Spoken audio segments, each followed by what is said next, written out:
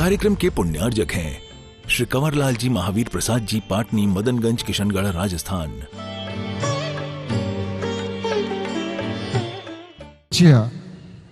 आराध्य हम सभी की आस्था के केंद्र जगत पूज्य मुनि पुंगव श्री सुधा सागर जी महाराज और ऐसे महातपस्वी जिन्होंने अपने आप को समयसार रूप बना लिया है। आज हम सभी जब प्रातःकाल कक्षा पढ़ रहे थे तो उसमें हमने पूज्य गुरुदेव के मुखारबिंद से सुना कि समय सारी हुए बिना समय सार समझ में आने वाला नहीं है। और हमारे पूज्य गुरुदेव ने अपने जीवन में समय सार को ढार लिया है और समय सारी बन गए हैं। और ऐसे उन समय सारी के माध्यम से समय सार की गाथाओं को पढ़ना ये अपने आप में एक सौभाग्य की बात होती है। और ये परम सौभाग्य हमारे श्री दिगंबर जैन श्रमण संस्कृति संस्थान सांगानेर के इन नौजवान विद्वानों एवं संत सुधा सागर आवासीय कन्या महाविद्यालय की इन विदुषी बहनों के लिए प्राप्त हुआ है। एक बार अपने अपने सौभाग्य के लिए जोरदार तालियां बजा लेंगे एवं पूज्य गुरुदेव के चरणों में नमोस्तु ज्ञापित करेंगे। अब प्रत्यक्ष रूप से कुछ ही समय में पूज्य गुरुदेव हमारे समक्ष उपस्थित होंगे।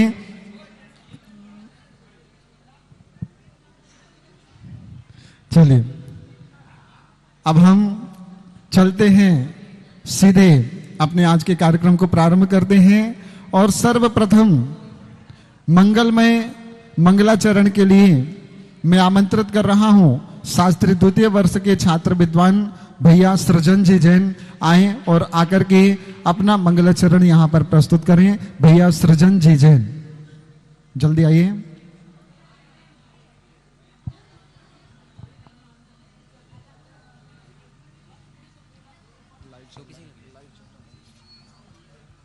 ओम। बोले पूज्य गुरुदेव श्री सुधा सागर जी महामुनि राज की जय। जयकारा गुरुदेव का, जयकारा गुरुदेव का। ये चमक ये दमक फुलवन महक, ये चमक ये दमक फुलवन महक। सब कुछ सरकार तुम्हीं से है, इठलाती पवन छुए गुरु के चरण, इठलाती पवन छुए गुरु के चरण। बगियन माँ बहार तुम्हीं से है, सब कुछ सरकार तुम्हीं से है। मेरे सुख दुख की रखते हो खबर, मेरे सर पर साया तुम्हारा है, मेरे सर पर साया तुम्हारा है। मेरी नैया के खेवन हार तुम्हीं, मेरी नैया के खेवन हार तुम्हीं। मेरा बेड़ा पार तुम्हीं से है, सब कुछ सरकार तुम्हीं से है। तुम समय सार के ज्ञाता हो, निज आत्म गुण धरने वाले। हम बालक बाला के आदि कल्याण तुम्हीं करने वाले, कल्याण तुम्हीं करने वाले। कल्याण मेरा भी सृजन करो, कल्याण मेरा भी सृजन करो। मेरा जीवन सार तुम्हीं से है, सब कुछ सरकार तुम्हीं से है। बोले पूज्य गुरुदेव श्री सुधा सागर जी महामुनि राज की जय। बोलो देवादिदेव श्री आदिनाथ भगवान की जय। श्रमण शिरोमणि राष्ट्र संत मुनि पुंगव सुधा सागर जी महाराज की जय। पूज्य वर्ग के मंगल पाठ प्रक्षालन का सौभाग्य हमारे बीच ललितपुर से श्रावक संस्कार शिविर के संयोजक श्री अविनाश जी, लकी जी, पवन जी पधारे हैं। जयपुर से श्रमण संस्कृति संस्थान सांगानेर से अधिष्ठात्री श्रीमती शीला लौंडिया जी, डॉक्टर वंदना जी और डॉक्टर वंदना जी पूरे परिवार सहित पधारे हैं। मैं निवेदन करूंगा पाठ प्रक्षालन का सौभाग्य लें और आचार्य भगवान के चित्र का अनावरण करें और तदुपरांत दीप प्रज्वलन के लिए आदरणीय अधिष्ठात्री शीला ढोंडिया जी, श्रीमती वंदना जी, श्रीमती निर्मला जी, आप भी पधारेंगे। आचार्य भगवान के चित्र के समक्ष दीप प्रज्वलन हमारे अतिथि गणाएं निर्मल जी, हमारी पंचायत कमेटी के साथी, मेरे साथी, आप भी पधारें और आचार्य भगवान के चित्र के समक्ष दीप प्रज्वलन करें। ओम ओम। चलिए चलते हैं सीधे पूज्य गुरुदेव आचार्य भगवंत विद्यासागर जी महाराज के चरणों में एवं आचार्य भगवंत के चित्र का अनावरण करने के लिए मैं आमंत्रित कर रहा हूं संत सुधा सागर आवासीय कन्या महाविद्यालय, जिसको जो संचालित करती हैं आदरणीय अधिष्ठात्री श्रीमती शीला जी ढोंडिया। एक बार इनके सम्मान में जोरदार तालियां बजाएंगे। साथ ही साथ में संस्थान की निदेशिका श्रीमती वंदना जी जैन एवं वरिष्ठ शिक्षिका श्रीमती निर्मला जी सांगी, आपके साथ में आज के पुण्यार्जक परिवार श्रीमान श्री निर्मल जी जैन, मिर्च वाला परिवार आप भी आएंगे। विजय जी भाई साहब भी चित्र अनावरण एवं दीप प्रज्वलन पर कर रहे हैं। पूज्य मुनि श्री ने आज प्रातः काल में कहा कि व्यवस्था कैसी भी हो, हमें उन व्यवस्थाओं में ना उलझना है और ना सुलझना है। उन व्यवस्थाओं को छोड़ करके हमारे लिए अपनी अवस्था पर ध्यान देना है। महाराज श्री, ये संस्थान के बालक एवं बालिकाएं व्यवस्थाएं कैसी भी हो, अपनी अवस्था को अच्छे से अच्छा बनाने के लिए सदैव आपके चरणों में समर्पित रहते हैं। अब सीधे चलते हैं प्रवचन की ओर और सर्वप्रथम प्रवचन के लिए जो बिल्कुल जैसे हमारे पिताजी जिन शासन के शेर हैं, जो हमेशा दहाड़ने का काम करते हैं, उसी प्रकार से उनकी बेटी जिनकी जो शैली है बहुत ओजस्वी शैली में अपने प्रवचन यहाँ प्रस्तुत करेंगी, बहन आशी जैन, पिता श्री देवेंद्र कुमार जी जैन, आए पूज्य गुरुदेव के चरणों में श्रीफल समर्पित करें, तत्पश्चात अपना प्रवचन संक्षिप्त में रखें। चलिए, ओम शांति। सभी लोग अपने स्थान पे आ जाएं और विराजमान हो जाएं। बहनें सभी आ जाएं और अपने स्थान पे विराजमान हो जाएं। चलिए प्रारंभ करें।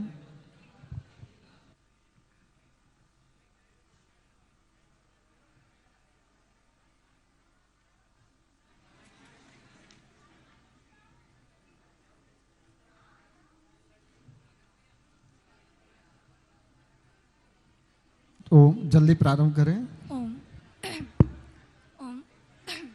सभी लोग अपने दोनों हाथों को जोड़ लेंगे। ओम नमः सिद्धिभ्यां। ओम नमः सिद्धिभ्यां। ओम नमः सिद्धिभ्यां। नमो अरिहन्ताणं, नमो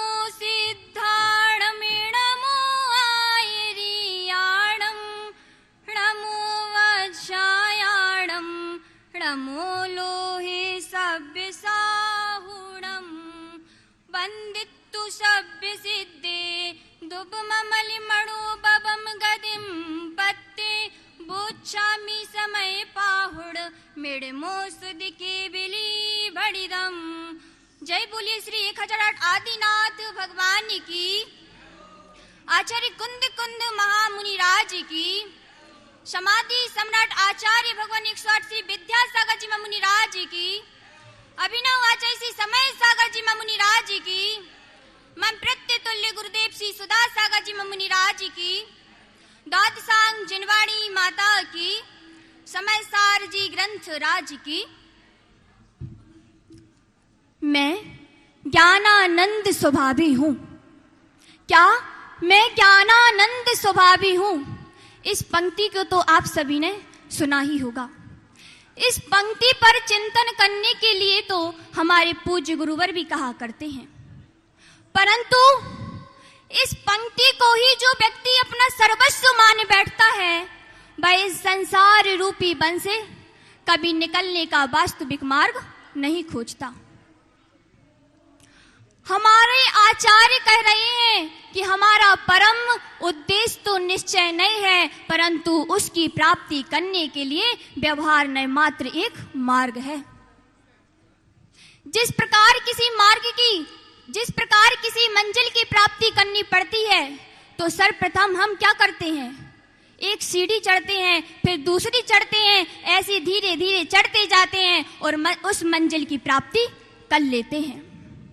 उसी प्रकार में व्यवहार रूपी सोपान पर आरूढ़ होकर उस परम निश्चय नय की प्राप्ति करनी होगी, जिस बात को आचार्य अपने ग्रंथ में अनेकों बार बता रहे हैं। हमारे जीवन में व्यवहार नहीं इतना आवश्यक क्यों है? तो इस बात का महत्व स्पष्ट करते हुए आचार्य भगवान कुंद स्वामी समयसार जी ग्रंथराज में गाथा नंबर 8 में कहते हैं, जय रवि सक्कम अड़ज्जो अड़ज्ज भाषम बिना दुगा हेदु तय बभारेण बिना परमत्थु बदे श्रम सक्कम। अर्थात जिस प्रकार किसी अनार्य व्यक्ति को उसकी भाषा में बोले बिना नहीं समझाया जा सकता, उसी प्रकार व्यवहार के बिना निश्चय नय को नहीं समझाया जा सकता। हमारे भारत देश में अनेक राज्य होते हैं और अनेक राज्यों में बोले जाने वाली अपनी अपनी भाषा हुआ करती है। अगर भारत देश के राज्य में कोई विदेशी व्यक्ति आता है, तो उसको अपनी भाषा को छोड़कर सामने वाले की भाषा बोलनी ही पड़ेगी, क्योंकि जब तक वह सामने वाले की भाषा नहीं बोलेगा, तब तक वह उस व्यक्ति को नहीं समझा सकता। उसी प्रकार आचार्य कहते हैं कि अगर हमें निश्चय नय को समझना है, तो व्यवहार का आलंबन लेना ही पड़ेगा। निश्चय नय तो हमारा परम उद्देश्य है, परंतु व्यवहार नय मात्र एक मार्ग है। जिस प्रकार कोई गुणवान व्यक्ति है और वह सामने वाले को गुणवान बनाना चाहता है, और उसमें गुणवान बनने की शक्ति तो है, क्षमता तो है, परंतु जब तक वह गुणवान व्यक्ति उसकी भाषा में उसको नहीं समझाएगा, तब तक वह व्यक्ति उसको गुणवान नहीं बना सकता। उसी प्रकार आचार्य कहते हैं कि अगर आपको व्यक्ति को निश्चय नहीं समझाना है, तो उसकी भाषा में ही समझाना पड़ेगा, व्यवहार नय का आलंबन लेना ही पड़ेगा। जब आचार्य भगवान फिरोजाबाद में विराजमान थे, तब उनके सामने कुछ लोग आते हैं और निवेदन करते हैं कि आचार्य भगवान, आपके समक्ष कुछ लोग आने वाले हैं। और आचार्य भगवान जैसे ही आशीर्वाद देते हैं, तो प्रातः काल की शुभ बेला में कुछ लोग आते हैं, 3-4 अंधे व्यक्ति आते हैं। तब एक व्यक्ति आचार्य भगवान से कहता है कि आचार्य भगवान, ये ऐसे व्यक्ति हैं कि आप इनको जैसा शब्द बोलोगे, वह ये शब्द लिख भी सकते हैं, समझ भी सकते हैं, और वैसा ही ये बता सकते हैं। तब आचार्य भगवान वैसा ही करते हैं, और आचार्य भगवान एक शब्द बोलते हैं, और जैसे ही आचार्य भगवान एक शब्द बोलते हैं, तो वह अंधे व्यक्ति वैसा का वैसा ही शब्द लिख देते हैं। तब आचार्य भगवान के मन में विचार आता है, और आचार्य भगवान सोचते हैं कि सबकी सोचने की क्षमता अलग अलग है, सबको सोचने समझने की शक्ति अलग अलग है। उसी प्रकार आचार्य कहते हैं कि अगर मिलेच्छ खंड के जीवों को समझाना है, तो मिलेच्छ खंड की भाषा में समझाना पड़ेगा। अगर आर्य खंड के जीवों को समझाना है, तो आर्य खंड की भाषा में समझाना पड़ेगा। गुरुदेव, आपने ऐसे व्यवहार के मार्ग को तो अपना लिया, और आप उस निश्चय नय के परम लक्ष्य की प्राप्ति करने के लिए तत्पर हैं। जब हमसे कोई पूछता है कि समयसार कैसा है, तो मात्र हम एक ही बात बोलते हैं कि समयसार को देखना है तो सुधा सागर को देखो, अगर नियमसार को देखना है तो सुधा सागर को देखो। अरे कोई ऐसे ही इनके चरणों में नहीं आया करता। अगर पंचम काल में तीर्थंकर को देखना है तो सुधा सागर को देखो। गुरुवर, पंचम काल में भी आप ऐसे भावी तीर्थंकर हैं। मैं अशोक नगर के सभी पुण्यार्थी जीवों को बताना चाहूंगी कि हे भव्य जीवों, यह आपका सौभाग्य है कि गुरुदेव आपने आपने भारतवर्ष में अनेक तीर्थ बनवाए, अनेक तीर्थों को बनवाने में अनेक वर्ष लगा करते हैं, अनेक समय लगा करता है, परंतु यह अशोक नगर की पावन धरा का, अशोक नगर में रहने वाले सभी जीवों का यह भाग्य है, सौभाग्य है कि जैसे ही गुरुदेव का चरण इस अशोक नगर की पावन भूमि पर रखा तो यह अशोक नगर की पावन धरा समेत शिखर जैसी पावन भूमि बन गई। गुरुदेव, मैं अनेक वर्षों पहली घटना तो आपके समक्ष नहीं रखना चाहूंगी, मैं विगत कुछ दिनों पहले की घटना आपके समक्ष रखना चाहूंगी कि जब मैं अभी कुछ समय पहले 2-3 दिन पहले एक बालक अपनी माता से संवाद करता है और बालक कहता है कि माँ, क्या हम शाश्वत भूमि शिखर जी पर आए हैं? तब उसकी माँ जवाब देती है कि नहीं बेटा, यह तो अशोक नगर है। तब उसकी माँ जैसे ही बोलती है कि यह तो अशोक नगर है, परंतु वह बेटा बोलता है कि माँ, यहाँ तो समेत शिखर जैसे पावन तीर्थ की अनुभूति हो रही है।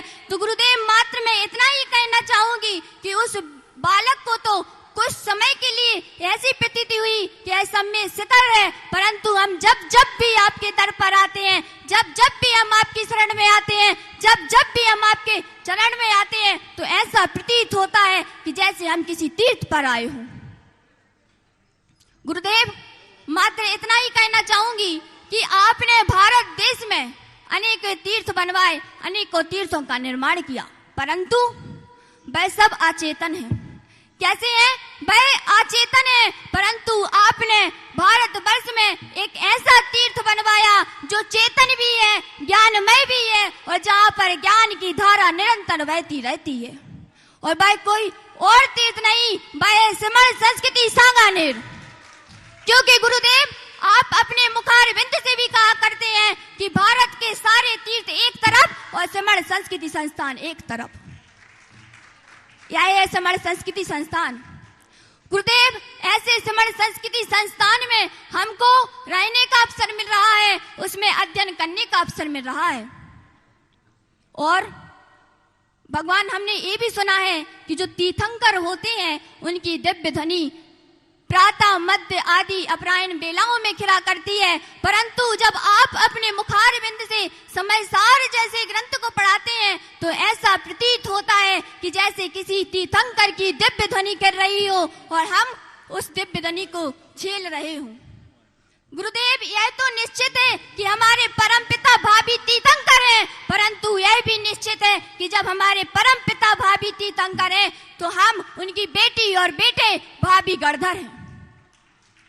क्योंकि जब हमारे पिता भाभी तीर्थंकर हैं तो यह निश्चित है कि जो उनके भक्त हैं, जो उनके बेटे हैं, जो उनकी बेटी हैं, वह भाभी गणधर हैं। गुरुदेव, आपका आशीर्वाद इसी तरह हम पर बना रहे और जो संस्थान में ज्ञान की धारा निरंतर बह रही है उसका हम पान करते हैं। जब हमारे अंदर जिज्ञासा रूपी पिपासा उत्पन्न होती है तब हम सुधा रूपी अमृत से उस जिज्ञासा का समाधान किया करते हैं। अंत में मैं इतना ही कहना चाहूंगी कि गुरुदेव, श्रोता बनकर बैठ गई थी श्रोताओं में मैं भूपर, मुझे उठाया हाथ पकड़कर यहाँ बिठाया है ऊपर। अरे भव सागर से पाल लगाने तुमने हमको किया श्रवण, अरे भव सागर से पाल लगाने तुमने हमको किया श्रवण। ऐसे गुरुवर सुधा सागर को मेरा बारंबार नमन, ऐसे गुरुवर सुधा सागर को मेरा बारंबार नमन। गुरुदेव के चरणों में नमोस्तु करते हुए अपनी वाणी को विराम दूंगी। नमोस्तु। बहुत सुंदर ओजस्वी वाणी में समय सार जी के गूढ़ रहस्य को हम सभी के समक्ष रखा। बहन आशी जैन ने एक बार आशी के सम्मान में सभी जोरदार तालियां बजा देवे।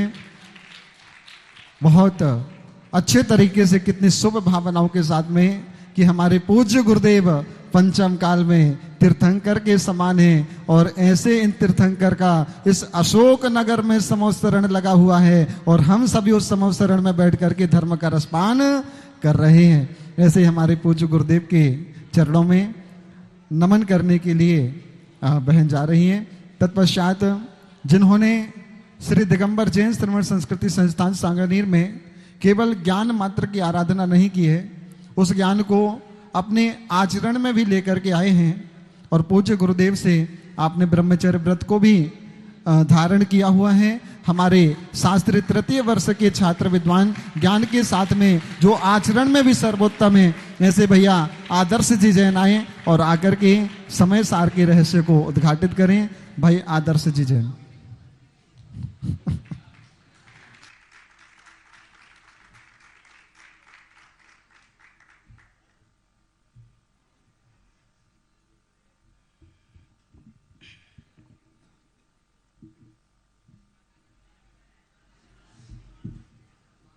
ओम।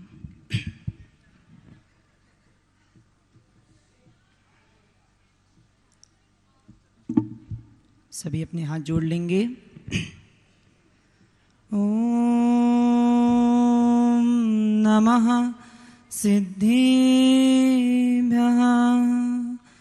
ओम नमः सिद्धिभ्यः।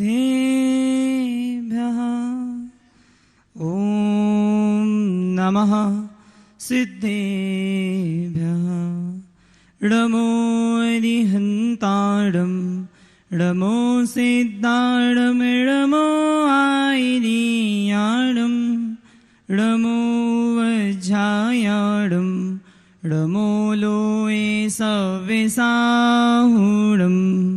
वन्दितु सव्यसिद्धे धुपममलमणोभवं गदिं पत्ते वोच्छामि समय पाहुड़ मिड़मो सुध की वेली मणिदम। जब कुंडलपुर के बड़े बाबा श्री आदिनाथ भगवान की, दोहसांग जनवाणी माता की, आचार्य कुंद कुंद भगवान की, आचार्य भगवंत 108 विद्यासागर जी महामुनि राज की, अभिनव आचार्य 108 समय सागर जी महामुनि राज की, जगत पूज निर्यापक श्रवण मुनि पुंगव 108 सुधा सागर जी महर्षि राज की। नृत्वं दुर्लभम लोके सम्यक्त्वं तत्व दुर्लभम विज्ञानम दुर्लभम तत्र शिवा तत्व सुदुर्लभा। 84 लाख योनियों में इस जीव का भ्रमण अनादि काल से चला आ रहा है और जब इस जीव के तीव्र अति तीव्र पुण्य का उदय होता है तब इस जीव को मनुष्य पर्याय प्राप्त हुआ करती है।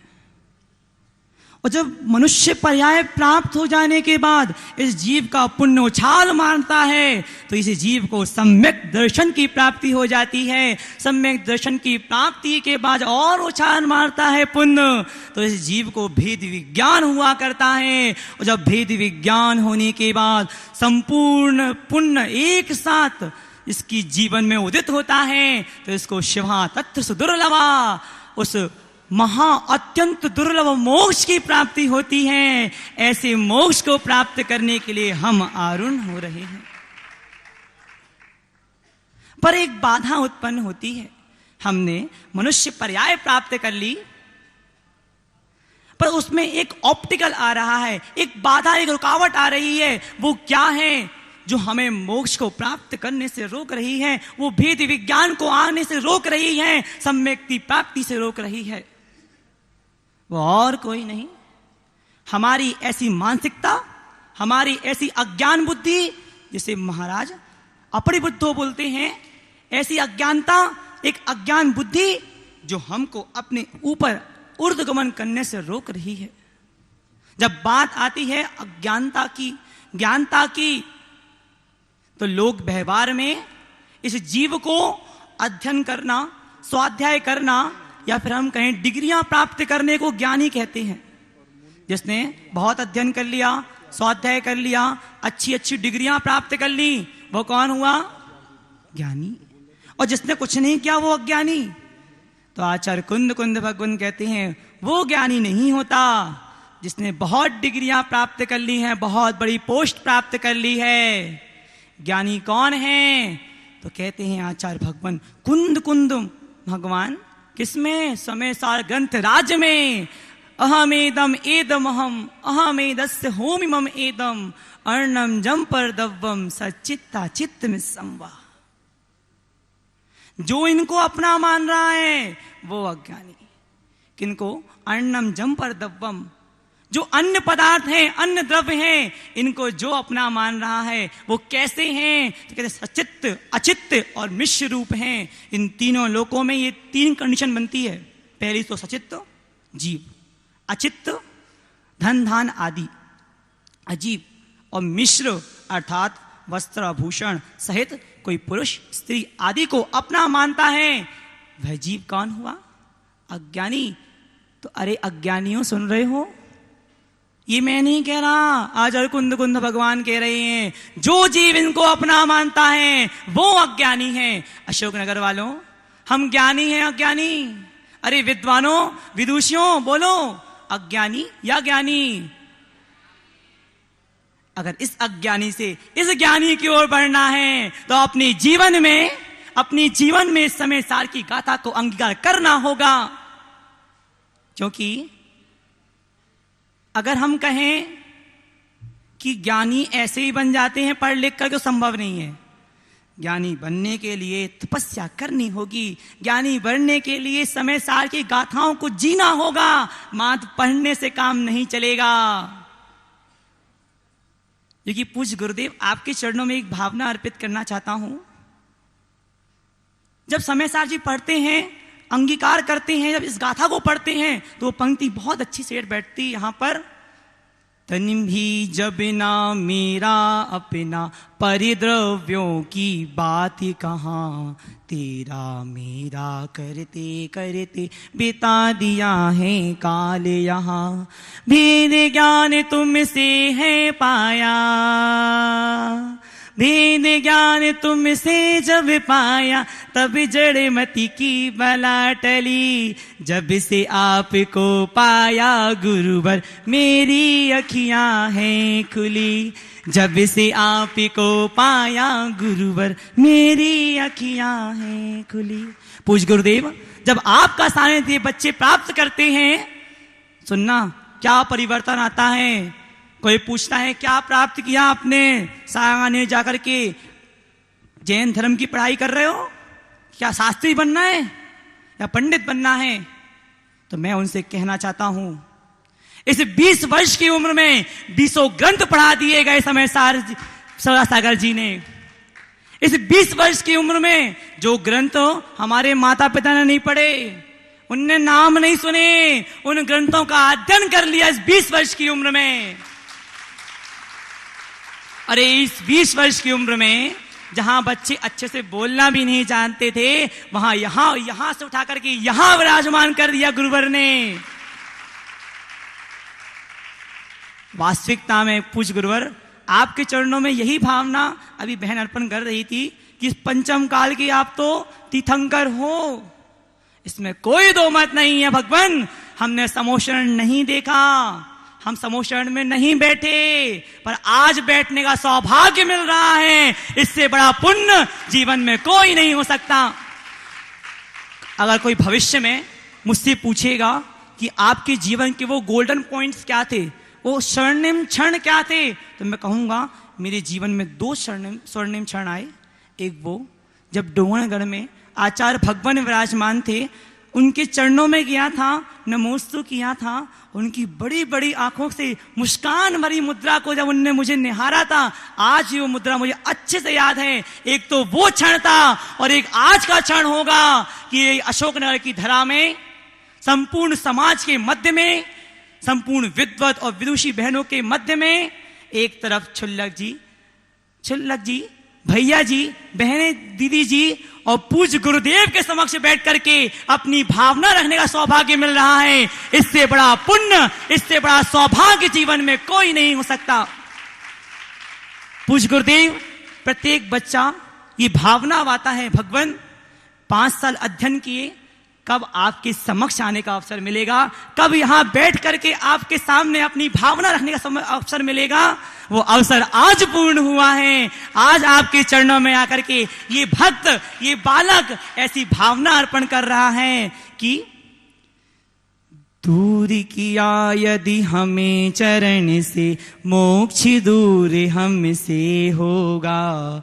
बड़ी दोष के भागी होना स्वीकृत तुम्हें नहीं होगा, अतः आप से हाथ जोड़कर, कैसे? अतः आप से हाथ जोड़कर इतना मात्र निवेदन है, संग ले चलो मोक्षपुरी तक, ये जय माला अर्पण है, ये जय माला अर्पण है। पूज्य गुरुदेव, आपकी चरणों में ये भावना अर्पण करना चाहता हूँ। बहुत रह लिया इस जगत में, अब आपके सानिध्य में रह करके, आपकी उंगली पकड़ करके उस मोक्ष को प्राप्त करना चाहता हूँ। जब तक मोक्ष की प्राप्ति ना हो तब तक आपके सानिध्य में रह करके अध्ययन करके, आपके समान बन करके इस जूनियर से सीनियर बना दीजिए, बस यही भावना है। बोले पूज्य गुरुवर श्री पिता सुधासागर जी महामुनि राज की। एक बार भाई आदर्श के लिए जोरदार तालियां और इसकी भावनाओं के लिए जोरदार तालियां सभी बजा देवें। हमारे पूज्य गुरुदेव हम सभी के लिए पितृतुल्य हैं और पिता वास्तविकता में वही आदर्श जी से निवेदन है, श्रीफल लेकर के चलें और पूज्य गुरुदेव के चरणों में नमन करेंगे। पिता तो वही होता है जो नित प्रतिनित अपने बेटे को अपने जैसा बनाने के लिए और अपनी वसीयत देने के लिए तैयार करता है। और हमारे पूज्य गुरुदेव जो हमारे लिए पितृतुल्य हैं, वो ये नहीं चाहते हैं कि हम इनके भक्त बन के रहें, ये चाहते हैं कि भाई आज तुम भक्त हो, कल तुम भी भगवान बनो, आज तुम पूज रहे हो, कल भी तुम भी पूज्य बनो। ऐसी हमारी गुरुदेव की, हाँ चलिए, ऐसे हमारे पूज्य गुरुदेव, उनके चरणों में सत सत नमन करते हुए हमारी अधिष्ठात्री श्रीमती शीला जी और साथ में निर्देशिका वंदना जी पूज्य गुरुदेव को करकमलों में शास्त्र भेंट कर रही हैं। अब सीधे हम पूज्य गुरु किसका, अच्छा शीला जो हमारी अधिष्ठात्री महर्षि आज उनका जन्म दिवस है, आशीर्वाद प्रदान करें। पूज्य गुरुदेव से निवेदन करेंगे, हे वर्तमान के समंत भद्र पूज्य गुरुदेव, अपनी दिव्य देशना से हम सभी भक्तों को भक्त से भगवान बनाने का मार्ग प्रशस्त करें। नमोस्तु भगवान, नमोस्तु भगवान। जय श्री ओम नमः सिद्धेभ्यः, जय श्री ओम नमः सिद्धेभ्यः। सर्वमंगल मांगल्यं सर्वकल्याणकारकं प्रधानं सर्वधर्माणां जैनं जयतु शासनं, जैनं जयतु शास। पंच परमेष्टि भगवान की, आचार्य श्री गुरुवर कुंद कुंद महाराज की, आचार्य श्री गुरुवर विद्यासागर महाराज की।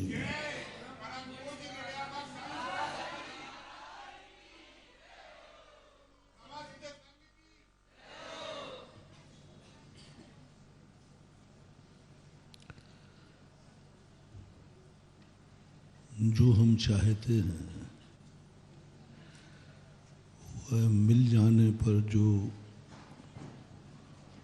खुश होता है उसका नाम अतिशय नहीं है। जो कुछ पाने के बाद यदि व्यक्ति सोचता है मैंने सब कुछ पा लिया, वह व्यक्ति कभी आनंद में नहीं जा सकता। इच्छित वस्तु प्राप्त करने की ललक ही हमें आकुलता पैदा करती है, और इच्छित वस्तु प्राप्त हो जाने के बाद यदि उसका आनंद तुम्हें आ रहा है तो वह आनंद तुम्हारे खुद का नहीं है, वो पर वस्तु का आनंद है। जैसे तुम्हें भूख लगी तो रोटी चाहिए है, तो रोटी की जो ललक है यही आर्त ध्यान है। रोटी की जो ललक है यही आर्त ध्यान है। हम उसे पाना चाहते हैं, इष्ट संयोग। रोटी मिलने पर जो आनंद आया यह रौद्र ध्यान है। समझना थोड़ा मोटिवेशन। रोटी का उदाहरण इसलिए दे रहा हूं क्योंकि सबके अनुभव में भूख लगी और रोटी की इच्छा है, रोटी मिल जाए, यही आर्त ध्यान है। भूख की वेदना होना ये आर्त ध्यान है। पीड़ा चिंतन, इष्ट संयोग और ये भाव आना कि मिल जाए, ये निदान नाम का आर्त ध्यान है। देखना, भूख की अनुभूति होना पीड़ा चिंतन नाम का आर्त ध्यान है। रोटी मिल जाए ये इष्ट संयोग नाम का आर्त ध्यान है। रोटी मिल गई और जो आनंद आया वो रौद्र ध्यान है।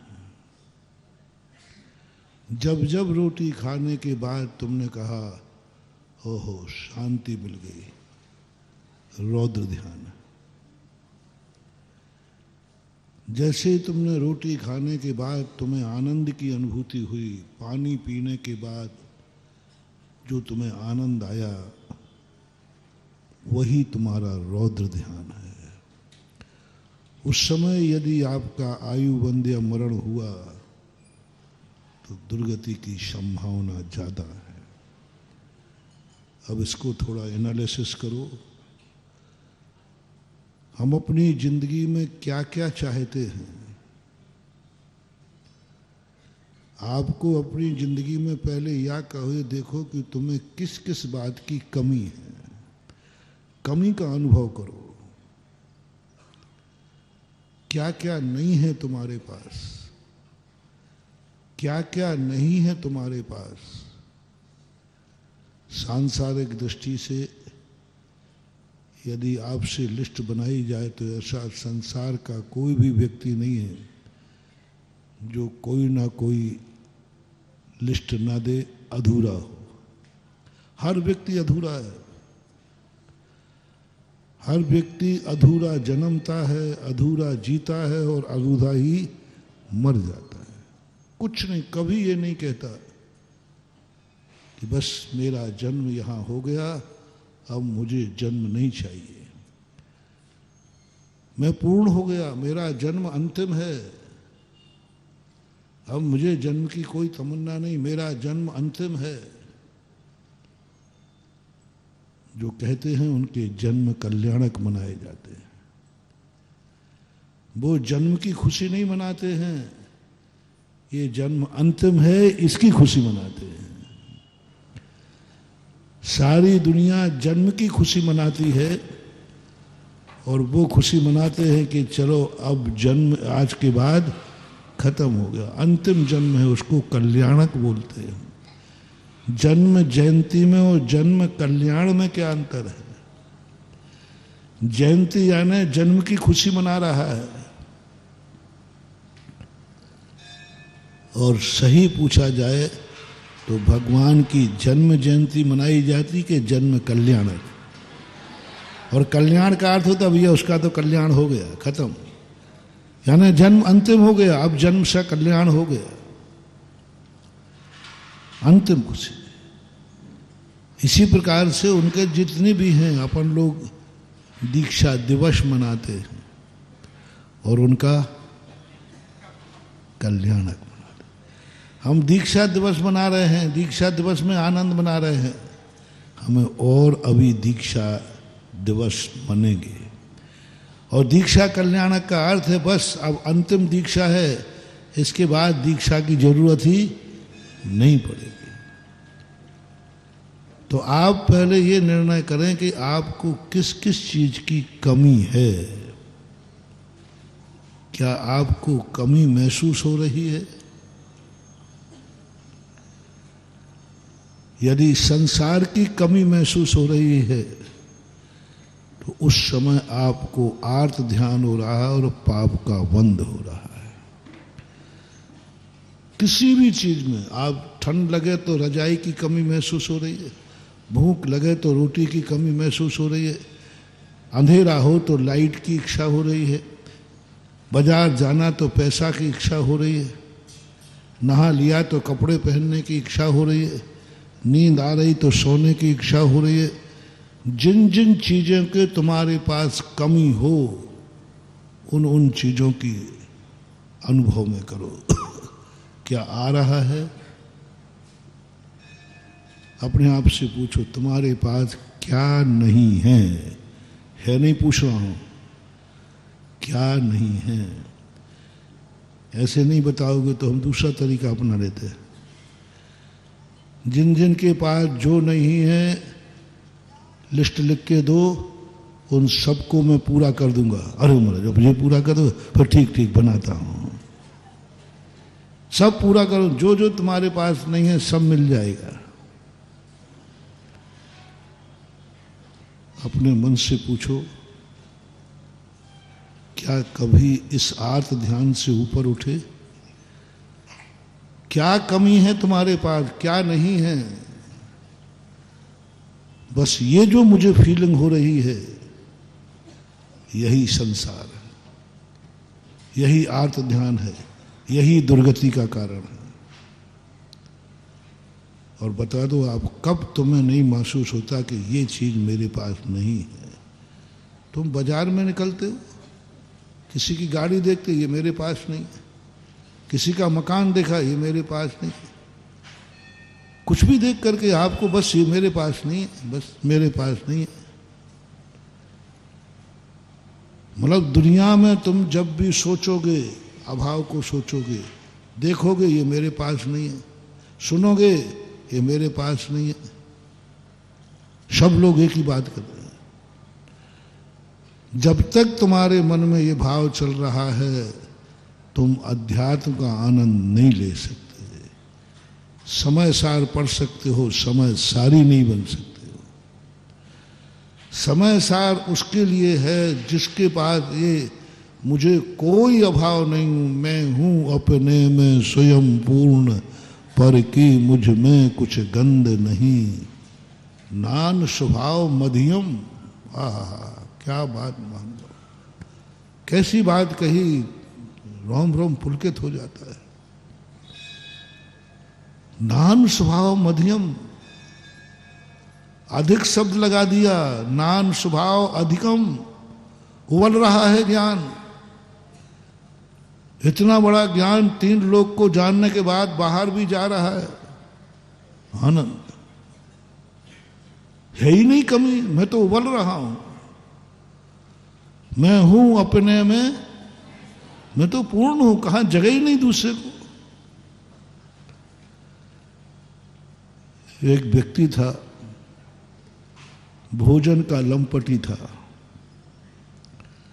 उसने इतना खा लिया कि अब उठने को, हिलने डुलने का भी जगह नहीं, ना वो हिल पा रहा है। बोले हिलाओ मत, डुल नहीं रहा, और बस वो हिले तो जगह ही नहीं है कहीं, हिलने डुलने के लिए थोड़ी जगह तो चाहिए। उसने खा लिया ज़्यादा। तो लोगों ने कहा भाई, डॉक्टर को बुलाया गया। डॉक्टर ने कहा भाई देखो ठीक है ये गोली खा लो। तो खाने वाला कहता है यदि गोली खाने की जगह होती तो एक लड्डू और नहीं खा लेता है।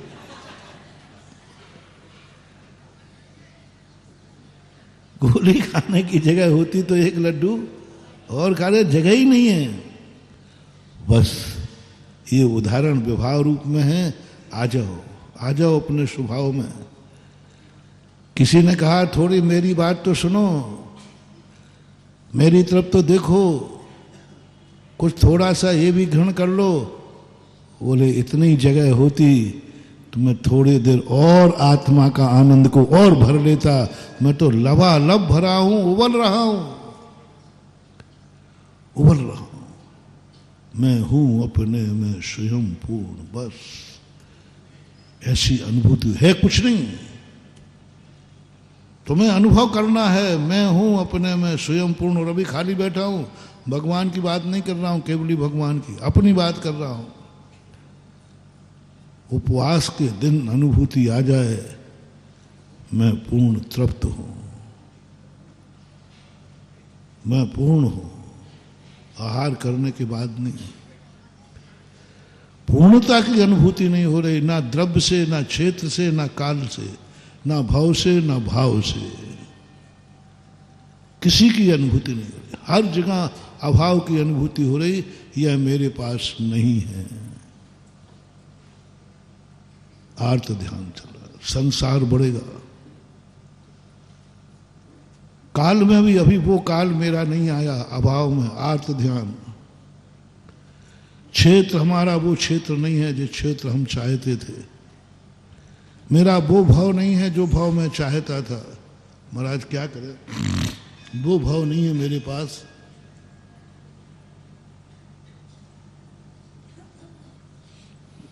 देखना महाराज जी अब क्या करें, पंचम काल है तो कौन सा काल था? अरे महाराज चौथा काल मिलता, आर्त ध्यान।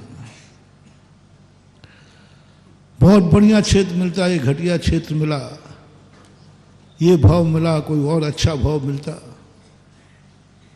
नहीं। ये सब आकुलताएं करते करते कुछ नहीं मिला। अभाव की अनुभूति छोड़ो, और जो अभाव है ये आर्त ध्यान है। अब इच्छा क्या है तुम्हारी? तुम अभाव हो, तुम गरीब हो, तुम दरिद्र हो, तुम्हारे पास वह चीज नहीं है, ये अनुभव में तुम्हें आ रहा है। जब ऐसा अनुभव में आए तो दूसरी इच्छा क्या है? वो मिल जाए। जिसको भूख लगी है, रोटी चाहे, भूख की अनुभूति हो रही, रोटी मिल जाए। गरीब की अनुभूति हो रही, धन मिल जाए। जो चीज तुम्हें चाहिए मिल जाए, ये इच्छा है, ये आर्त ध्यान है। ये आर्त ध्यान है, मिल जाए मुझे, और मिल गया। मकान चाहा मिल गया, पैसा चाहा मिल गया, रोटी चाहे मिल गई, जो तुमने चाहा मिल गया। अब कैसा लग रहा है? बस महाराज आनंद आ गया। बस ये रौद्र ध्यान है, रौद्र ध्यान है। कम से कम 2 में तो त्रियंशी बनता, और तूने कहा बस हो गया, आनंद आ गया, बस अब कुछ नहीं चाहिए, बस कुछ नहीं चाहिए। नहीं, अभी आनंद आ गया। भूख लगी थी, रोटी मिल गई, आनंद आ गया। प्यास लगी, पानी मिल गया, आनंद आ गया। सर्दी लगी, रजाई मिल गई, आनंद आ गया। गर्मी लगी, पंखा चल गया, आनंद आ गया। बस जितने जितने पर पदार्थ के मिलने के बाद जो तुम्हें आनंद आता है, जब तक ये 3 कार्य हो रहे हैं, आप अध्यात्म को प्राप्त नहीं कर पाओगे। नान स्वभावाधियम, ओहो क्या दशा है। कहाँ पड़े हैं अपन लोग, कहाँ अटक रहे हैं अपन लोग, कहाँ है ये पूज्य समय सार। क्या बात कह रहे हैं कुंद कुंद स्वामी। नान स्वभावादियों, तुम खाली बैठे हो। ये अध्यात्म भिखारियों का नहीं, दरिद्रों का नहीं, भिकमंगों का नहीं, ये समय सार उनका है जो सब तरफ से पूर्ण है। मैं हूं अपने में, मैं द्रव्य से पूर्ण हूं, मैं पर्याय से पूर्ण हूं, मैं काल से पूर्ण हूं, मेरा भाव है, मैं पूर्ण हूं, मेरा ज्ञान है, पूर्ण हूं, सब तरफ से मैं पूर्ण हूं। मेरे पास कोई कमी नहीं है, मेरे पास कोई कमी नहीं। और हम सदा कभी तो सोचा करो, 2 मिनट को सोचा करो, जिसे चारित्र्य की भाषा में संतोष बोलते हैं। संतोष का अर्थ क्या होता है? मैं जहां हूं, जैसा हूं, जो हूं, पूर्ण। संतोष, पूर्णता की अनुभूति। संतोष का नाम ये नहीं अब ठीक है भैया जितना है उतना ही में संतोष रखते हैं। ये रोते हुए क्यों बोल रहे हो? अब गिलहरी को अंगूर नहीं मिले तो नहीं मिले, ठीक है भैया, अब क्या करें? पूरा पुरुषार्थ करने के बाद नहीं मिलना ये संतोष नहीं है। संतोष का अर्थ है कि मैं जितना है उतने में मैं पूर्ण का अनुभव कर रहा हूं। मैं पूर्ण हूं, मुझे नहीं चाहिए कुछ, मुझे पुरुषार्थ करना ही नहीं, मुझे जो चाहिए था मिल गया, मैं पूर्ण हो गया। मुझे नहीं चाहिए अंगला भाव, मुझे नहीं चाहिए सिद्ध पद, मुझे नहीं चाहिए भगवान पद। आहा, बहुत बड़ी बात कह रहा हूं मान लो।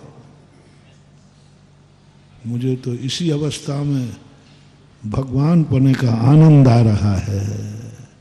ये है शुद्ध उपयोग। जिस समय व्यक्ति परमानंद में लीन होता है, भूल जाता है कि मोक्ष जाना है, मुझे भूल जाता है कि मोक्ष प्राप्त करना है, भूल जाता मैं शुद्ध हूँ। पूज्यवर अमृतचंद सूरी महाराज कलसा में कहते हैं, जब व्यक्ति परमानंद में डूब जाता है, उससे पूछो क्यों भगवान बनना है, पता नहीं, शुद्ध बनना है, पता नहीं, सिद्ध बन कुछ नहीं, अभी तो मुझे परमानंद का आनंद आ रहा, मैं हूं, पूर्ण हूं। भविष्य खत्म, अतीत भी खत्म, और वर्तमान में अभाव में सद्भाव की अनुभूति हो जाए। अभाव में सद्भाव की अनुभूति दिलाने का नाम है समय सार। अभाव में सद्भाव की अनुभूति दिलाने का नाम है निश्चय नय। निश्चय नय से आत्मा का स्वरूप ऐसा है, सिद्धों का नहीं। सिद्धों का ऐसा स्वरूप व्यवहार नय से है।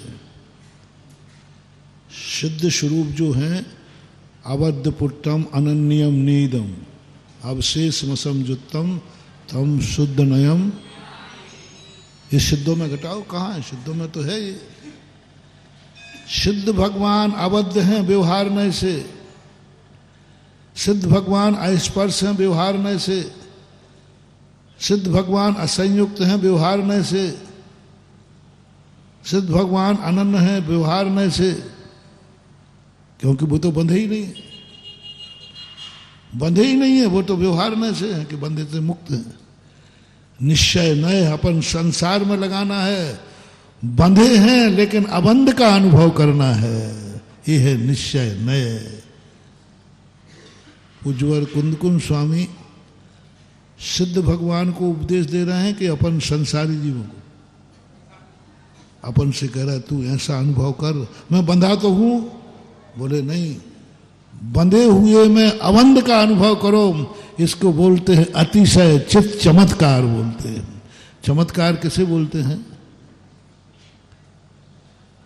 जो कारणों से न होकर अनायास हो जाए। कोई अभिषेक नहीं कर रहा और मूर्ति में से जल निकल रहा है, अतिशय हो गया। व्यक्ति ने चला नहीं और मंजिल पर पहुंच गया, अतिशय हो गया। अग्नि को हाथ में रख दिया और हाथ जला नहीं, अतिशय हो गया। यही तो अतिशय, बंधा है और अबंध का अनुभव। अभाव में सद्भाव का अनुभव। क्या मुक्त है वह व्यक्ति? नहीं, अभाव का, अभाव में सद्भाव का अनुभव, बंधे हुए में अबंध का अनुभव, बंधे हुए में अबंध का। छू रहा है, दूसरे उसे छू रहे हैं, कोई मुझे स्पर्श ही नहीं कर सकता। श्यामली मांस नोच रही है, छू रही है कि नहीं? वो कहता मुझे छू ही नहीं रहा। सुकौशल महाराज को अनुभूति स्पर्श की हो रही है कि अस्पर्श की?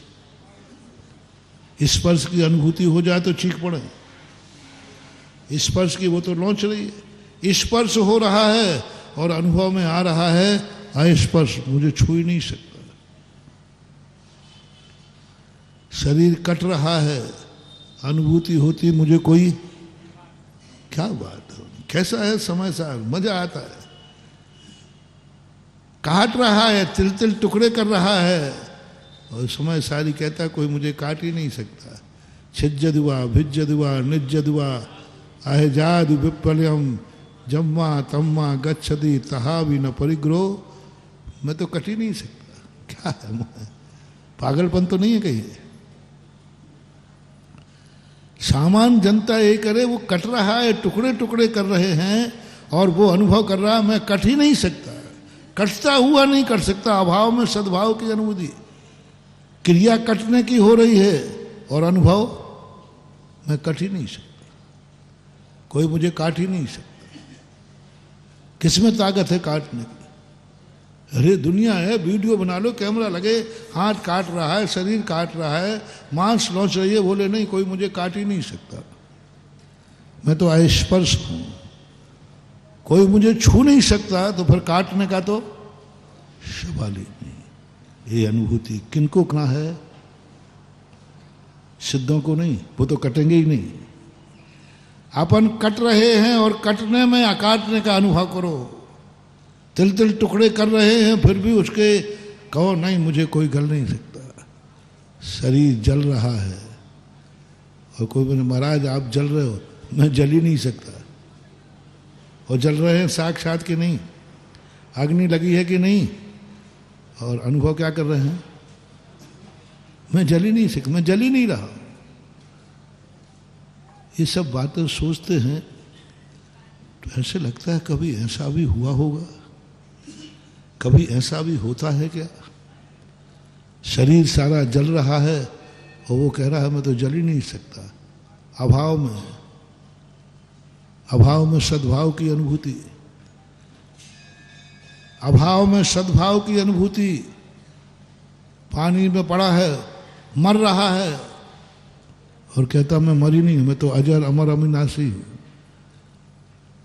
हम तो अमर भये न कभी, और मर रहा है,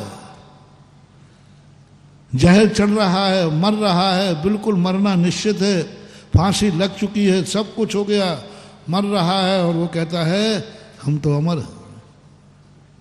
कल्पना के बाहर चीज है, कल्पना में नहीं आ रहा है, विश्वास भी नहीं जम रहा है, क्योंकि कभी ऐसा अपन ने अनुभव में किया ही नहीं। मर रहा है और अमर की अनुभूति, जल रहा है और निर्जल की अनुभूति, कट रहा है और कहता मैं कट नहीं सकता। यही बात थी। एक निश्चय नए का अर्थ है अभाव में सद्भाव की। बहुत व्यवहार में वो चमत्कार नहीं है जो निश्चय में चमत्कार है। मैंने कहा था मंत्र तंत्रों में वो चमत्कार नहीं जो समय सार में चमत्कार है।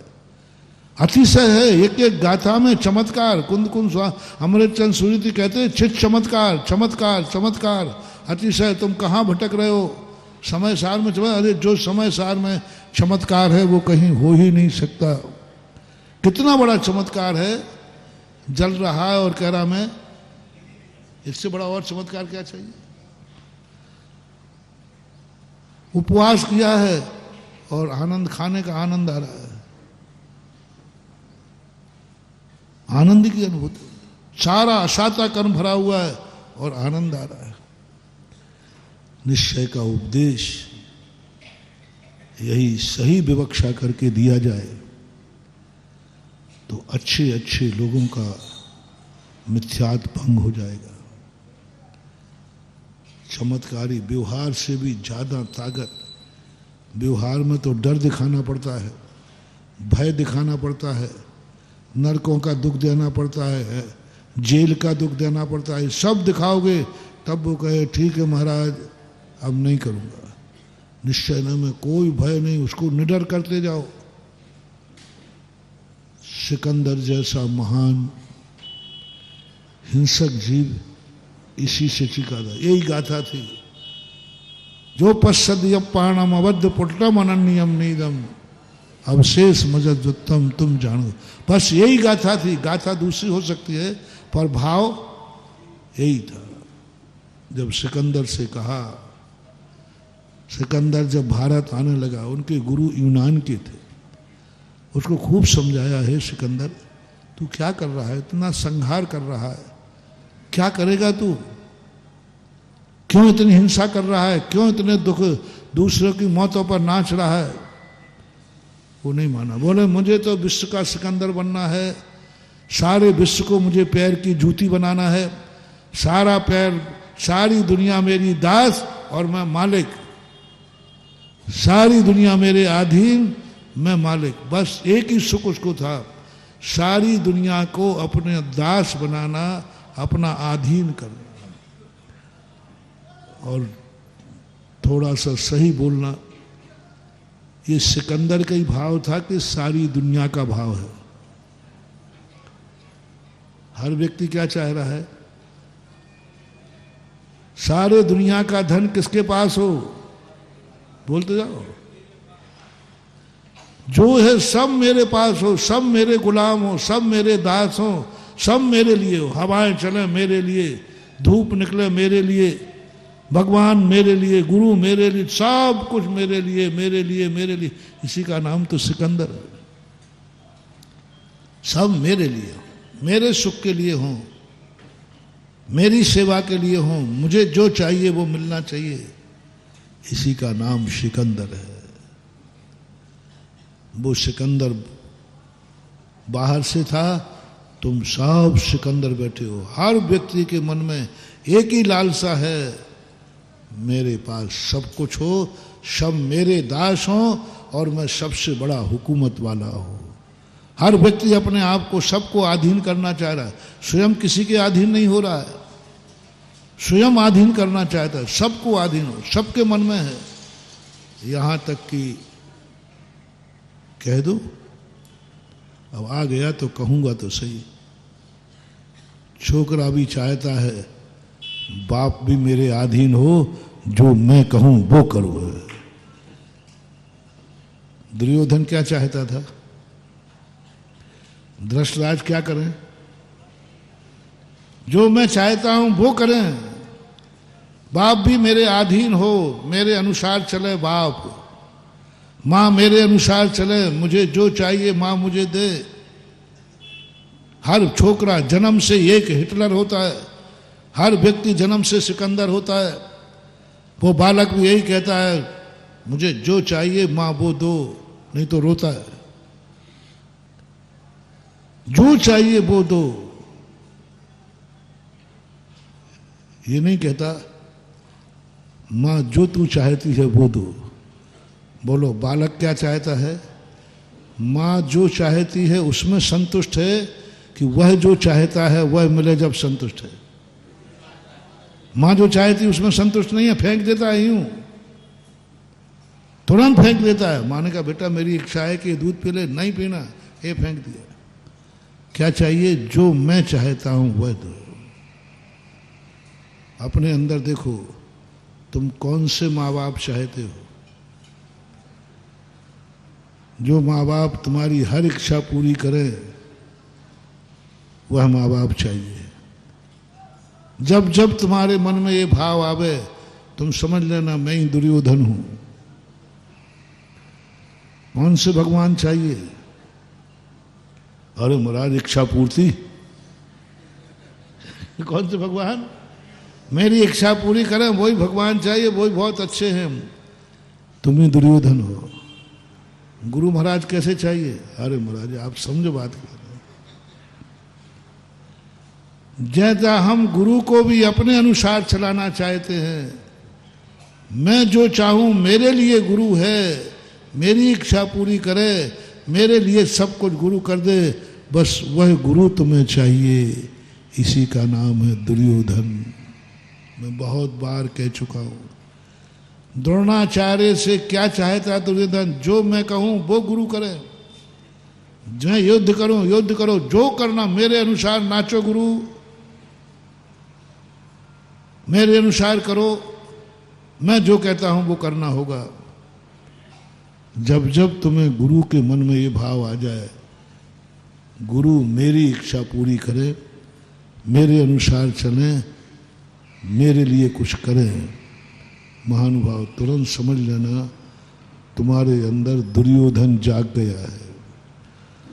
और दुर्योधन जाग गया है, अब तुम्हारा विनाश चालू हो गया। जब जब तुम्हें बात आए कि गुरु वह करे जो मैं चाहता हूं, विनाश शुरू हो गया। बहुत अशुभ है, कितने भी अशुभ दिन आ जाएं तो भी पलटा जा सकता है। कितने भी अशुभ बुरी किस्मत आ जाए तो भी तुम्हारा कुछ भी नहीं बिगाड़ पाएगा। लेकिन अब कोई तुम्हारा बिगाड़ रोक नहीं पाएगा। तुम्हें क्या भाव आ गया? गुरु मेरी इच्छा पूरी करे, मेरे अनुसार चलें, मेरे लिए कुछ करें, जो मैं चाहता हूं वह गुरु दें, वह गुरु करें। इसी का नाम दुर्योधन है, इसी का नाम दुर्योधन। और थोड़ा सा उल्टा करो, माँ बाप कैसे हों? जो मैं चाहूं वो माँ बाप देवें, ये दुर्योधन है। और श्री राम कौन है? मैं जो चाहूं वो नहीं, पिताजी जो चाहे वो मैं करूंगा, इसका नाम राम हो। और है क्या? मेरी कोई इच्छा नहीं है, पिताजी की जो इच्छा है वही मेरी इच्छा है, मैं पूरी करूंगा। पिताजी मेरी इच्छाएं पूरी करें दुर्योधन, और मैं पिता की इच्छा पूरी करूं श्री राम। फैसला आपके हाथ में कि आप राम के संस्कारवान हैं या दुर्योधन। गुरु की हर इच्छा पूरी करूं राम, गुरु मेरी इच्छा पूरी करें दुर्योधन। सभी में लगा लेना। ये तो एक उदाहरण दिया है। जब जब तुम्हारे मन में ये भाव आवे तो समझ लेना हमारा अशुभ कर्म चालू हो गया। नहीं, हमें समय सार पड़ रहे हैं, कोई हंसी मजाक नहीं। महानुभाव, ना जाने कितने जन्मों का पुण्य आया है जो हमें समय सार पढ़ने को मिल गया है। महानुभाव, तुम भी क्या जाने कितने पुण्यात्मा, तुम लोग मेरे से ज्यादा पुण्यात्मा हो। हाँ, और मैं कुंद कुंद स्वामी से कम पुण्यात्मा नहीं हूं, उनसे भी ज्यादा पुण्य है। क्यों? उन्होंने तो समय सार लिखा है, हम तो समय सार पढ़ रहे हैं। बताओ, उनको ज्यादा मेहनत हुई कि अपनी ज्यादा मेहनत हो रही? बनाने वाला ज्यादा मेहनत करता कि खाने वाला है? तो उन्होंने तो बनाया है, अपन तो खाने वाले हैं। और हमसे ज्यादा पुण्य बेटा आपका है। आप इस उम्र में, गृहस्थ अवस्था में, इतनी छोटी सी उम्र में, भौतिक चकाचौंध में आजीविका के लिए घूम रहे हो। तुम काय के लिए पढ़ रहे हो? सब झूठ मत बोलना। यदि तुमसे कह दिया जाए कोई को कुछ भी नहीं, सबका 1 लाख रुपए महीना का पैकेज जिंदगी भर का आज से पक्का है, तो किताब में कहाँ फेंकोगे? अब महाराज जी क्या बोला? देखो महाराज जी कायम रहना आप। कायम तो हुई 1 लाख रुपया महीना। तुम्हारा मन कहेगा भोले प्राणी, पढ़ के भी 40,000 मिलेंगे। और यहां तो महाराज ने क्या कह दिया? फिर मन पड़ेगा क्या? नहीं पड़ेगा। किस लिए पढ़ रहे हो सब? आजीविका के लिए, 2 रोटियों के लिए, धन के लिए। ये उम्र तुम्हारी आजीविका के पढ़ने के लिए है। ग्रस्त हो इस उम्र में, और भाग्य देखो तुम साधु के मुख से समय सार पढ़ रहे हो। मैं समय सार पढ़ रहा हूं, इतना बड़ा पुण्य नहीं है, क्योंकि मैं तो साधु हूं, मेरा तो कोर्स है। मैं तो साधु हूं, मेरे तो कोर्स में है। लेकिन भाग्य तुम्हारे हैं, तुम ग्रस्त होकर के भी समय सार पढ़ने मिल रहा है। ना जाने कितने जन्मों का पुण्य आया है जब तुम्हें इस उम्र में। नमोकार मंत्र का अर्थ नहीं आवे, नमोकार मंत्र समझ में नहीं आवे, और क्या समझ रहे हो? एक बार अपने हाथ से अपनी खुद की पीठ ठोक लो। मैं तो ठोकता हूँ। मैं बहुत थोड़ा सा अलग ढंग का व्यक्ति हूँ। मैं ये आशीर्वाद तुम्ही को नहीं देता। कई बार मैं भी अकेले में, तुम्हारे सामने नहीं, अकेले में बैठ के जम की ठोकता, शाबाश से सदा सागर।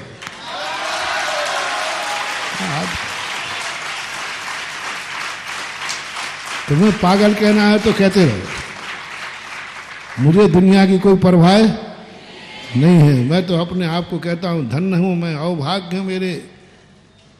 एक गाथा जब समझ में आ जाती ना कुंद कुंद की, ध्यान करता हूं, ओ उछलता हूं, धन आ गई समझ में, आ गया समझ में, बुद्धू को समझ में आ गया, बुद्धू को समझ में आ गया। खुशी नहीं मनाऊं, बुद्धिहीन हूं, छदमस्त हूं,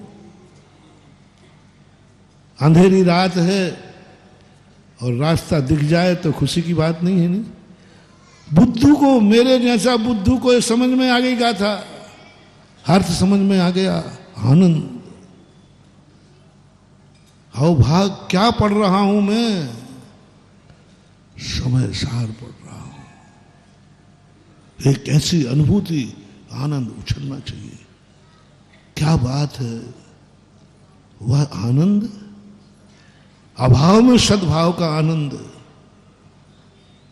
बंधा हुआ हूं, अवध का आनंद। सिकंदर की बात कह रहा था, उनके गुरु ने खूब समझाया क्या कर रहा है। वो नहीं माना, बोले मुझे तो सारे विश्व को मालिक बनना है। तो मालिक बन जा तू अपने आप में। बोले नहीं, आनंद तो जब ही है सब सारी दुनिया मेरी दास बने।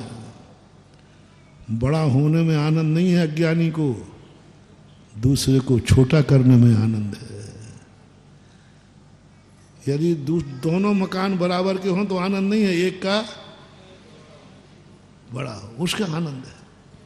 सिकंदर को वही आनंद है कि आनंद बड़े होने में नहीं है, आनंद सारी दुनिया को झुकाने में आनंद है। झुकाने में, झुकने में भी उतना आनंद नहीं है जितना झुकाने में आनंद है। झुकने में तो आनंद होता ही नहीं है अज्ञानी को, झुकाने में आनंद आता है। तब उसने कहा मैं भारत को जीतने जा रहा हूं गुरु से।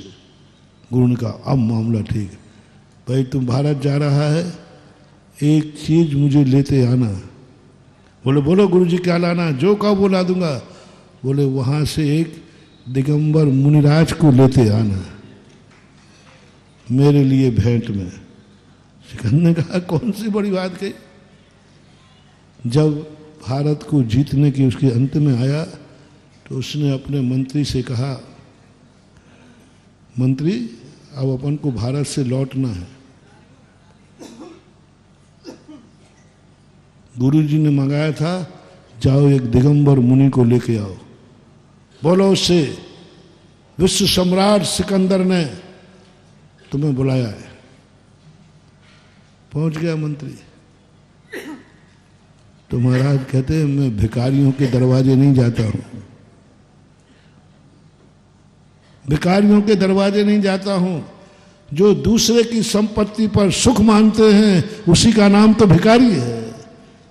मैं महाराजा हूं। अरे साहब आप सिकंदर को नहीं जाते, विश्व विजेता। बोले सब जानता हूं भिखारी है। दूसरों को अधीन करके सुख मनाना ये कोई सिकंदर का लक्षण नहीं है। सब कहा। मंत्री वापस चले गए। बोले साहब उसको तो खूब डराया, खूब कहा, लेकिन वो तो नहीं आ रहा। सिकंदर चल मैं चलता हूँ। और सिकंदर तलवार लेके गया। क्यों, तू तलवार से नहीं डरता?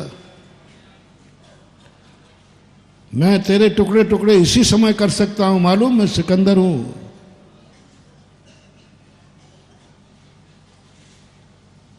तो महाराज कहते हैं कुत्ते से मैं नहीं डरता हूं। बोले तू मुझे कुत्ता कह रहा है? तू कुत्ता, तेरी तलवार कुत्ता।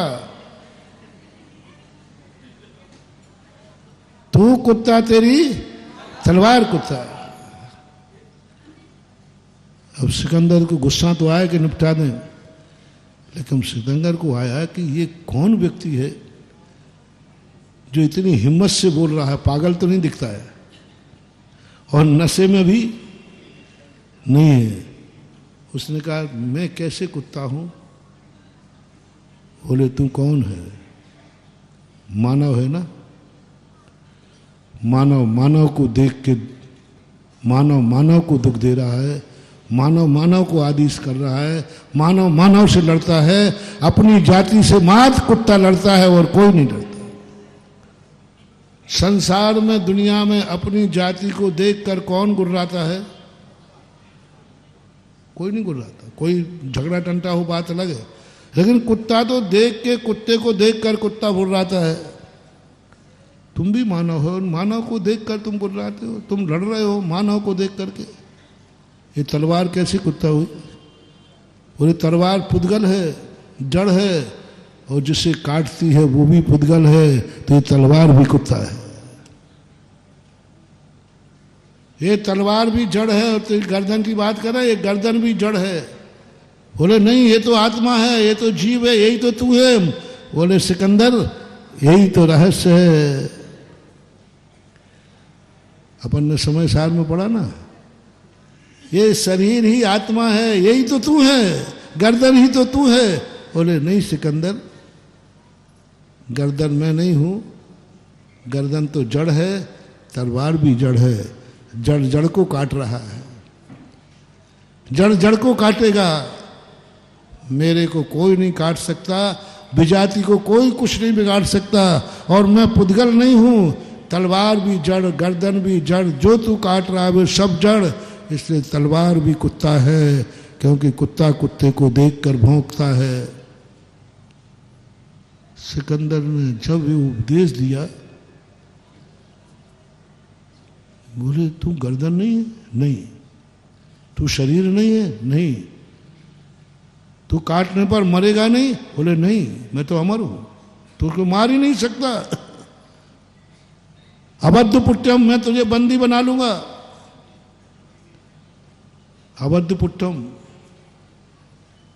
भक्तांबर से भी ज्यादा चमत्कार सिद्धि। तुम कहते हो भक्तांबर में 48 ताले टूट गए थे भक्तांबर रचने में। मैं कहता हूं कि इस गाथा में इतनी ताकत है कि कोई बांध ही नहीं सकता है इसको। अबद्ध पुट्टम, भक्तांबर पढ़ने वाले ने कम से कम 48 ताले लगे, फिर तोड़े। लगने के बाद कुछ मेहनत करना पड़ी कि नहीं? तोड़ने की करना पड़ी। अबद्ध पुट्टम की सिद्धि होने के बाद कोई बांध ही नहीं सकता, तोड़ने का सवाल ही नहीं, ताला ही नहीं लगेगा, लगा ही नहीं सकता। अबद्ध पुट्टम, तुझे बंदी बनाने का नहीं, मैं अभी आज बंदी बना लूंगा, नहीं बना सकते सिकंदर तुम। मैं अबद्ध हूं, मैं अबद्ध हूं, कोई मुझे बांध नहीं सकता। तुम्हें हाथ करे, बोले हाथ को तुम बांधोगे, मुझे नहीं बांध सकते। हाथ में हूं नहीं, पैरों को बांधोगे तो मुझे नहीं बांध सकते, तुम बांध ही नहीं सकते, मुझे अबद्ध हूं। कुंद को कल्याण मुनि के अंदर कहा, मैं अबद्ध हूं, मैं तुम्हें काट नहीं सकता, मैं अस्पर्श हूं, तुम छू ही नहीं सकते, काटोगे क्या खाक? और जिसे तुम काटोगे वो मैं हूं नहीं, और जो मैं हूं उसे तुम काट दो। उपदेश देते गए, मैं अन्न नहीं हूं, मैं अनन्न हूं, मैं कट ही नहीं सकता, अन्न अन्न अलग हो ही नहीं सकता। मेरी कोई विषय, तुम किसे काट रहे हो? भारती को। तुम किसे जीत रहे हो? भारती को। अनन्न का अनुभव करो सिकंदर, भारतीय और विदेश में कुछ नहीं होता, अंदर आत्मा सब एक है, मात्र बाहर की सीमाएं हैं, शरीर में अंतर, अंदर में सब अविशेष है। इस गाथा का जो उपदेश सिकंदर को दिया, सिकंदर के गुरु नहीं समझा पाए। इस गाथा के भाव ने, इस गाथा के स्वरूप ने सिकंदर को हिला दिया। सिकंदर तलवार रख के बैठ गया, हाथ जोड़ने लगा। सारी सेना कहती है ये तो बंदी बनाने आया था, ये तो है ये तो मिटाने आया थे, तो हाथ जोड़ के बैठ गया। और जो कल्याण मुनि ने निश्चय का उपदेश दिया, आत्मस्वरूप का उपदेश दिया, आत्मा कैसी होती है। बोले मरने में मैं काटूंगा और तुम्हें अमरता की अनुभूति होती है, ऐसा होता है क्या? मरने वाले को अमरता की अनुभूति होती है क्या? शरीर जल रहा है और तुम कह रहे कि मुझे जल नहीं रहा है। शालिनी मांस नोच रही है, टुकड़े टुकड़े कर रही है, और वो कह रहा है कि मैं तो अछिद्ध हूं, मुझे कोई छेद ही नहीं सकता। प्यास लग रही है, गला सूख रहा है, जीभ चिपक रही है, और उसके अंदर अमृत का झरना झर रहा है। हा हा हा, आनंद आ रहा है। गला क्या हो रहा है, जिह्वा क्या हो गई है, ऊपर क्या बरस रही है, नीचे क्या है, और अमृत का झरना फूट रहा है। ऐसा कभी होता है क्या? ऐसा कौन सा मंत्र है? कोई मंत्र नहीं। ऐसा मंत्र यदि कहीं है तो उसका नाम है श्री समय सार जी की गाथा। समय सार है, अग्नि में जलते हुए भी जलने का अनुभव नहीं, निर्जल का अनुभव आता, मैं जल ही नहीं रहा हूं। क्या चमत्कार, चित चमत्कार। गाथा एक एक गाथा में अनुभव, अभाव में सद्भाव की अनुभूति, सिद्ध नहीं हूं मैं सिद्ध की अनुभूति, शुद्ध नहीं हूं मैं शुद्ध की अनुभूति। बाहर में नर नारकादि पर्याय हैं और अंदर वो टंकोत कीड़े ज्ञायकपन दिख रहा है, स्पष्ट दिख रहा है। दिखने का अर्थ आंखों से नहीं, दिखने का अर्थ ज्ञान से नहीं, साक्षात अनुभव में आ रहा है। अनुभव का नाम ज्ञान नहीं है, अनुभव का नाम ज्ञान नहीं, ज्ञान का नाम जानना है। समय सार जानने का नाम नहीं, अनुभव का नाम है, ज्ञान से बहुत ऊपर है। ज्ञान स्वभाव मध्यम,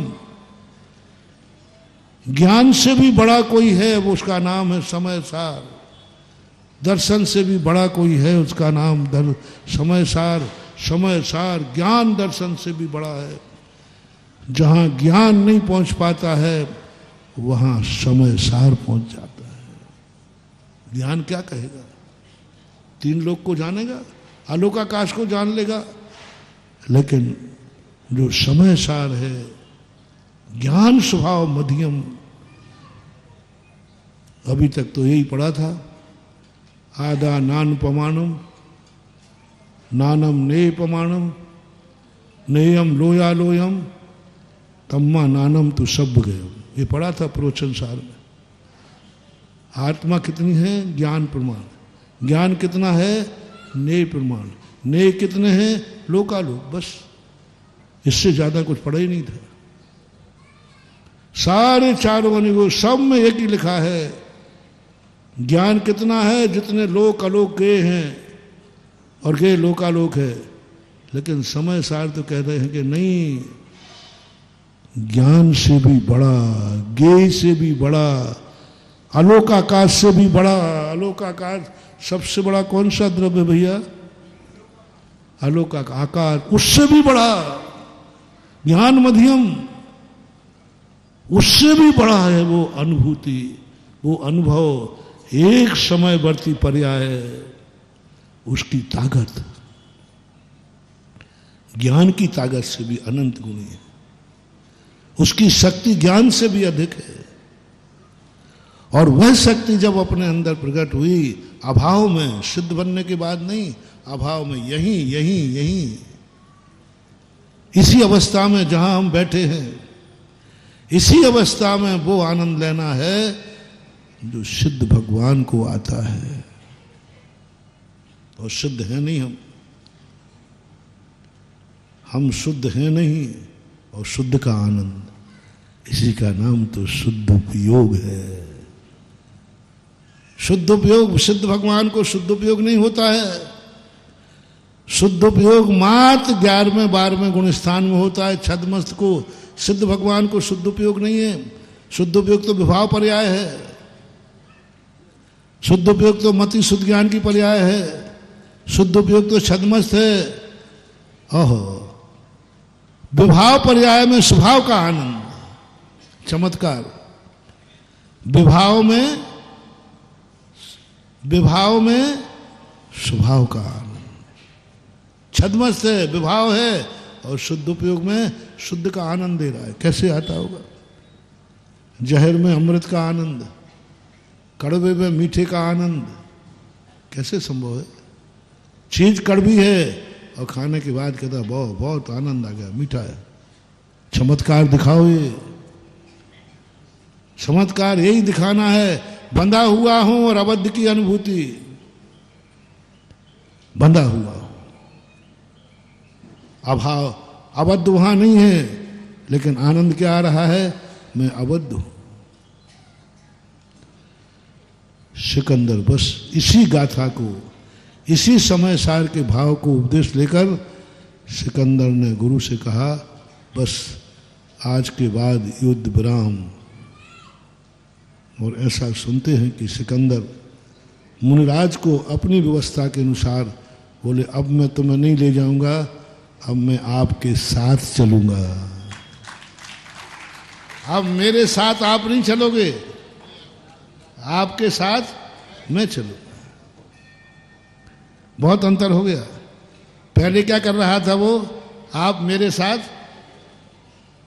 साथ चलो, ये हिटलरपना है, और मैं तुम्हारे साथ चलूंगा, ये भक्तपना है।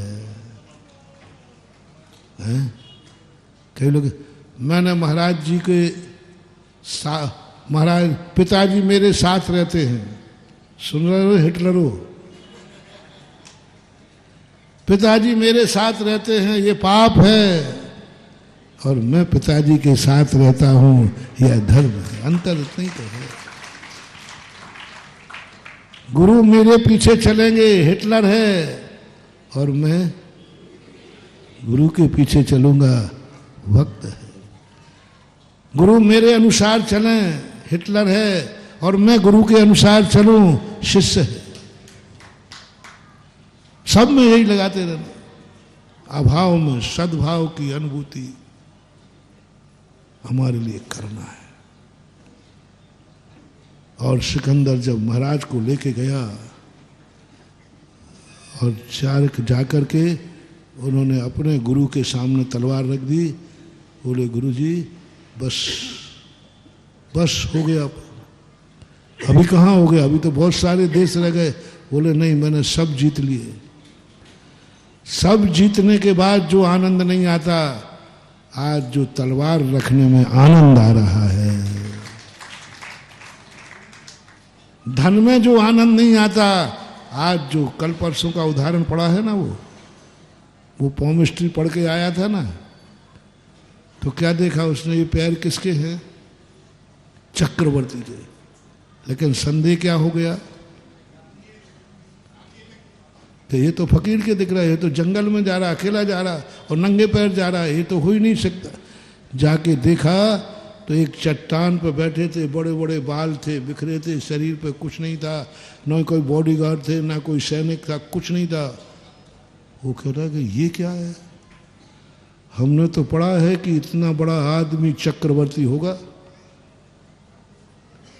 इस जैसा दरिद्र तो दुनिया में कोई दिख ही नहीं रहा है। सबसे ज्यादा दरिद्र है, शरीर पे तन पे कपड़ा नहीं, कोई सैनिक नहीं, कुछ भी तो नहीं है, बैठना पे जमीन पे बैठा है, भूमि पर बैठा है, चट्टान पर। ओह, उसने कर्म ठोक लिए। मेरे 16 साल बेकार हो गए, मैं बर्बाद हो गया, मुझे ढक लिया गया। क्या लिखा पढ़ा था और क्या देख रहा हूं? महाराज ने देखा कि अभी तक जितने लोग आए मुझे देखते ही अवभाग्य कहते थे। अवभाग्य मेरा उदय आया, महाराज जी के दर्शन हुए, लेकिन पहला आया जो मुझे देख के कर्म ठोक रहा है। महाराज ने क्या बात है, चुप रहो, तुमने हमारे लिए 16 साल बर्बाद कर दिए। अरे भाई मैंने क्या कर दिया?